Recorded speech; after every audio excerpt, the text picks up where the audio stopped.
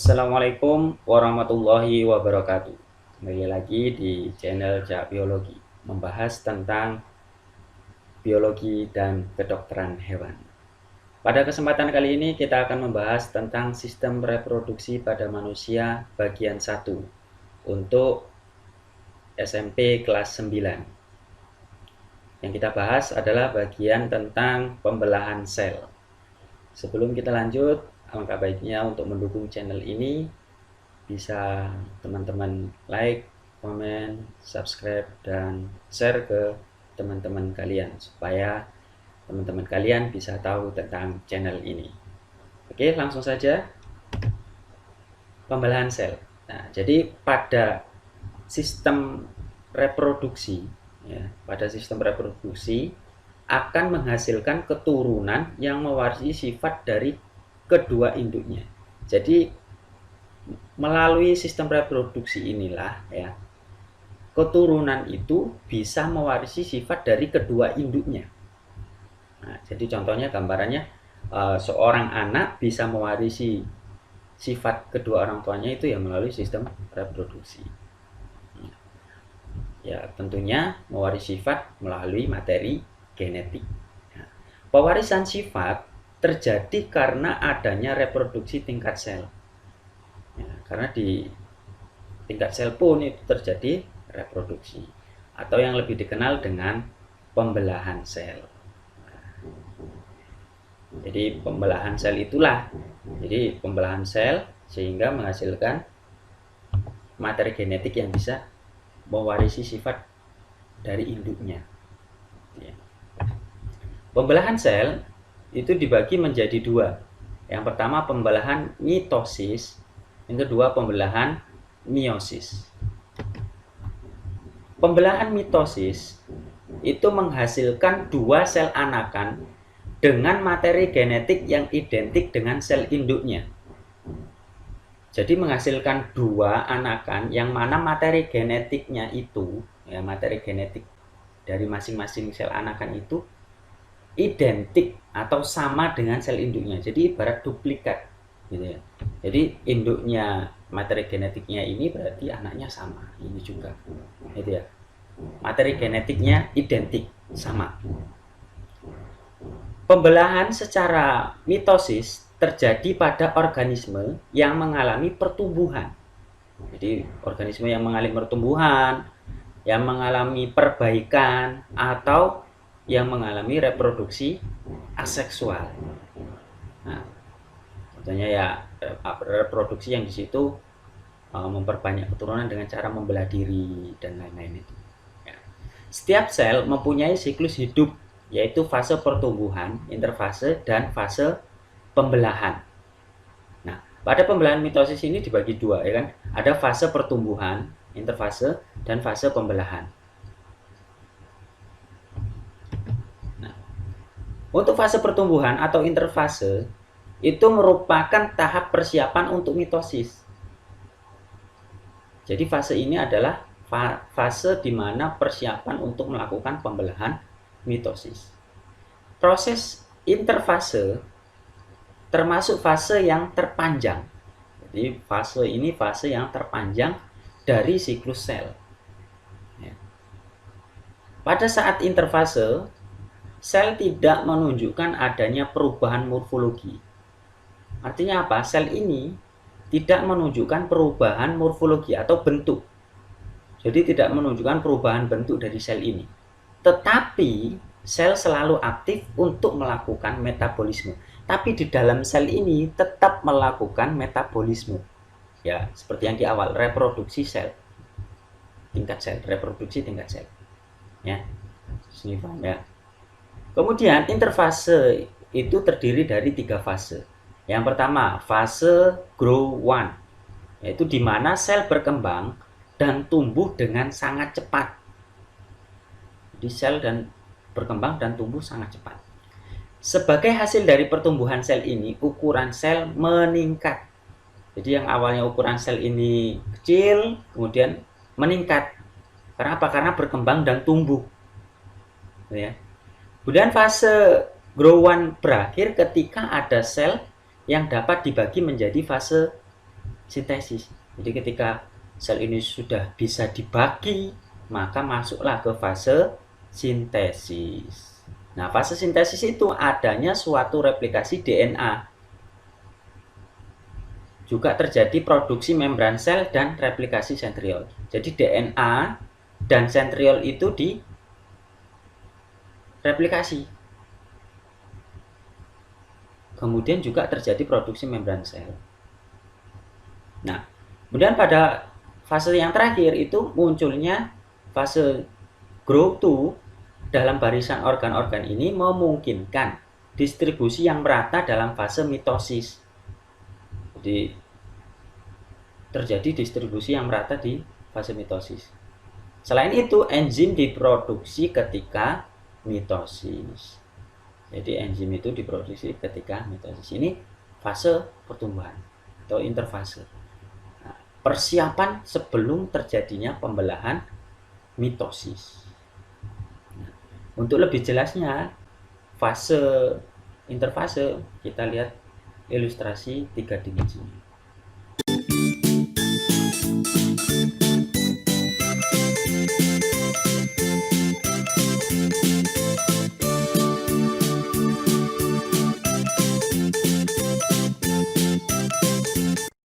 Nah, sentriol ini ya bereplikasi, DNA pun tadi bereplikasi.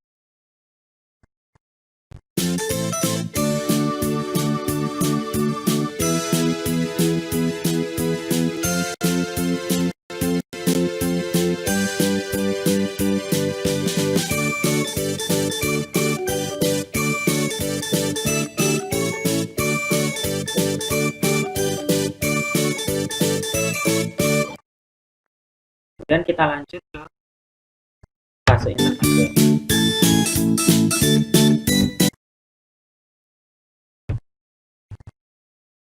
Nah, fase pembelahan mitosis selanjutnya ya. Setelah interfase masuk ke fase pembelahan mitosis. Dengan persiapan ini baru masuk. Nah, pada fase pembelahan mitosis itu terdiri dari 4 fase. Yang pertama profase, metafase, anafase, dan telofase. Pada fase profase, membran inti mulai rusak menjadi bagian-bagian kecil. Nah, membran intinya di sini mulai rusak menjadi bagian.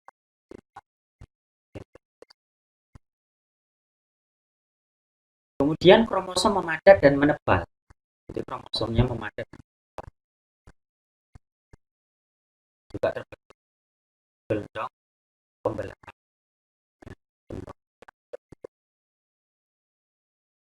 Kemudian masuk ke fase metafase, di mana kromosom berjejer pada bidang pembelahan. Setelah berarti kemudian kromosomnya itu berjejer ke jadi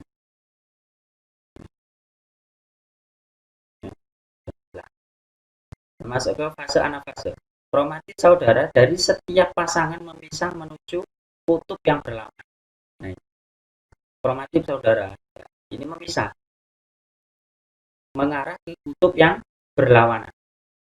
Pada akhir anafase, kedua kutub sel memiliki kromosom yang jumlahnya sama.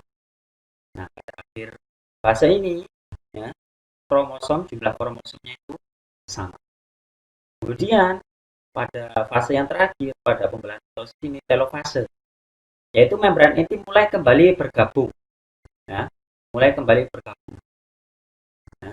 Kemudian terjadilah kromosom mulai merenggang.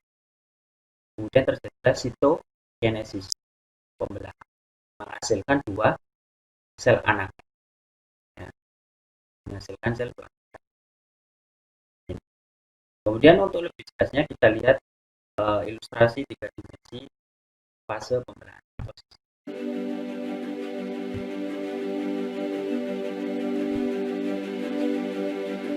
Nah, ini masuk ke profase.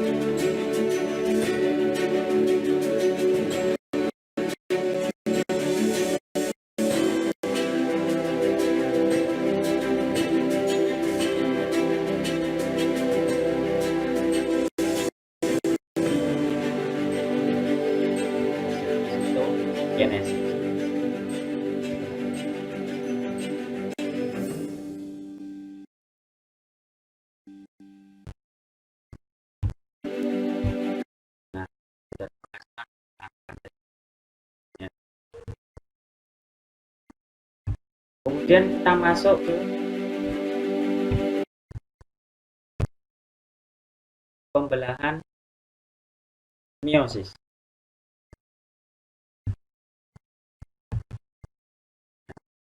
Masuk ke pembelahan meiosis. Meiosis atau pembelahan reduksi adalah pembelahan yang menghasilkan sel anakan dengan jumlah kromosom setengah jumlah kromosom sel induk. Jadi kalau tadi mitosis itu menghasilkan dua sel anakan yang identik dengan sel induk, tapi pada pembelahan meiosis ini itu menghasilkan sel anakan yang mana sel anakan itu mendapatkan jumlah kromosom setengah dari jumlah induk. Jadi nggak semuanya, nggak sama, hanya setengah saja. Dan pada pembelahan meiosis ini menghasilkan 4 sel anakan. Pembelahan meiosis sangat penting bagi organisme yang berkembang biak secara seksual, ya termasuk manusia, yaitu dalam proses pembentukan gamet atau gametogenesis. Tahap pembelahan pada fase pembelahan meiosis ini dibagi menjadi dua, yaitu yang pertama meiosis 1. Meiosis 1, kemudian yang kedua meiosis 2. Ya, tahap pembelahan. Nah, masuk ke meiosis 1. Sama, fasenya sama seperti mitosis. Jadi ada 4. Ada profase, ada metafase, ada anafase, telofase. Dannya kalau di meiosis itu satunya. Kalau meiosis 1 berarti profase 1. Kalau meiosis 2 berarti profase 2. Nah, profase 1 pada meiosis 1 itu membran inti mulai rusak menjadi bagian-bagian kecil dan terbentuk gelandang pertahanan, hampir sama tadi. Kemudian kromosom memadat dan kromosom homolog berpasangan. Biasanya kalau di mitosis itu kromosom saudara, ini kalau di meiosis itu kromosom homolog berpasangan. Kemudian terjadi pindah silang pertukaran segmen molekul DNA yang sesuai di antara dua kromatit. Jadi kalau di mitosis tidak terjadi persilangan tadi, pertukaran segmen molekul. Tapi kalau pada meiosis ini terjadi pertukaran segmen molekul. Kemudian masuk ke fase metafase 1. Kromosom berjejer pada bidang pembelahan. Ya, sama. Dan anafase kromosom homolog memisah dan bergerak ke kutub-kutub yang berlawanan. Ini. Ya, kromosomnya bergerak ke kutub yang berlawanan. Bisa. Kemudian pada fase telofase 1, kromosom homolog memisah dan bergerak ke kutub yang berlawanan. Ya. Kemudian membran inti mulai terbentuk kembali. Kemudian terjadi sitokinesis menyebabkan terbentuknya dua sel anakan yang bersifat haploid. Nah, ini proses ini hampir sama dengan mitosis, cuman bedanya dia ada di sini juga terjadi pertukaran segmen molekul, dan juga ini itu kalau di meiosis itu kromosomnya ganda. Ya. Kemudian masuk ke meiosis. Oh ya, kita lihat terlebih dahulu ilustrasi 3 dimensi dari meiosis 1.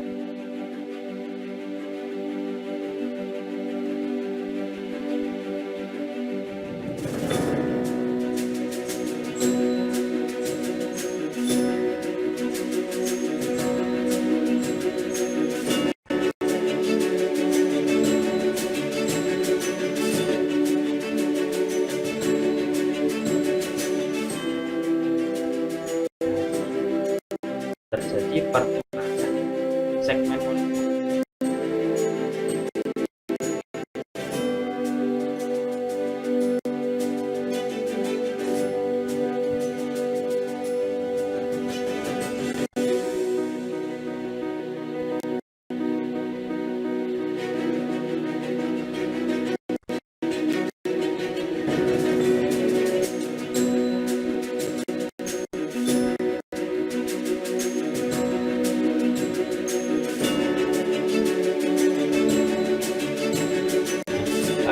meiosis dia ganda, kalau mitosis itu hanya pasangan.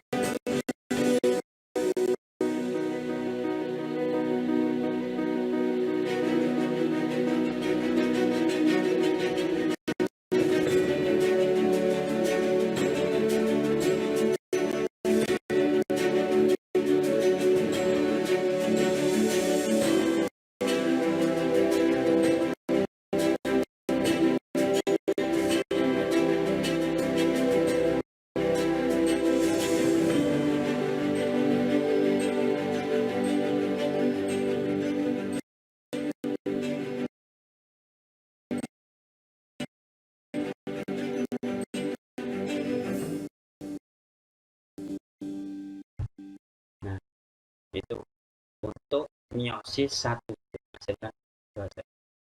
Tapi akhir dari meiosis menghasilkan sel 4 sel. Kemudian kita masuk ke meiosis 2. Nah, ya. Jadi sama fasenya. Ada 4, profase, metafase, anafase, dan telofase. Kalau meiosis 2, kemudian tadi kan menghasilkan 2 sel anakan yang haploid. Nah, ini dari hasil dari meiosis yang pertama. Kemudian setelah itu membran inti masuk ke fase per fase 2. Jadi membran inti mulai rusak menjadi bagian kecil dan terbentuk gelondong pembelahan. Nah, membran inti mulai rusak, kemudian terbentuk gelondong pembelahan. Kemudian kromatid mulai bergerak ke bidang pembelahan. Nah, kromatidnya mulai bergerak ke bidang pembelahan. Nah, kemudian masuk ke fase metafase 2. Kromosom berjejer pada bidang pembelahan. Nah, ini berjejer. Kemudian anafase 2, kromatid terpisah dan bergerak ke kutub-kutub yang berlawanan. Nah, hampir sama seperti tadi, kutub yang berlawanan. Dan telofase 2, nukleus terbentuk, kromosom merenggang dan terjadi sitogenesis. Nah, menghasilkan 4 sel anak. Jadi masing-masing sel anakan ini itu mempunyai setengah jumlah kromosom. Kalau mitosis tadi itu menghasil sama dengan sel intinya. Tapi kalau meiosis itu setengah dari jumlah kromosom sel. Untuk lebih jelasnya kita lihat terlebih dahulu ilustrasi 3 dimensi meiosis 2.